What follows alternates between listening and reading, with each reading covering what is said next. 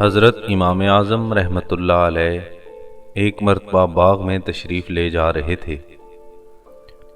وہاں سے واپسی پر آپ نے ابن ابی لیلہ کو دیکھا جو خچر پر سوار عدالت کی طرف جا رہے تھے۔ ابن ابی لیلہ کو ایک مقدمہ میں حضرت امام اعظم رحمۃ اللہ تعالی علیہ کی گواہی درکار تھی، اس لیے انہوں نے امام اعظم رحمۃ اللہ علیہ کو ساتھ لے لیا۔ راستے میں چند عورتیں گانا گا رہی تھیں۔ ان عورتوں نے جب حضرت امام اعظم اور ابن ابی لیلہ کو دیکھا تو خاموش ہو گئیں۔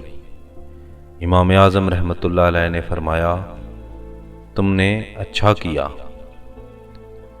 جب عدالت میں امام اعظم پہنچے اور جب ان کی گواہی مانگی گئی تو ابن ابی لیلہ نے ان کی گواہی ساقط کر دی اور کہا، یاد کیجئے آپ نے گانا بجانے والی عورتوں سے کہا تھا کہ تم لوگوں نے اچھا کیا۔ اس پر امام اعظم رحمۃ اللہ علیہ نے فرمایا، آپ بھی یاد کیجئے کہ میں نے یہ کلمہ کس وقت کہا تھا، گانے کے وقت یا سکوت کے وقت؟ ابن ابی لیلہ نے جواب دیا، سکوت کے وقت۔ تو آپ نے فرمایا کہ میں نے تو انہیں اسی سکوت پر کہا تھا کہ تم نے گانا بجانا چھوڑ کر اچھا کیا اور سکوت اختیار کر لیا۔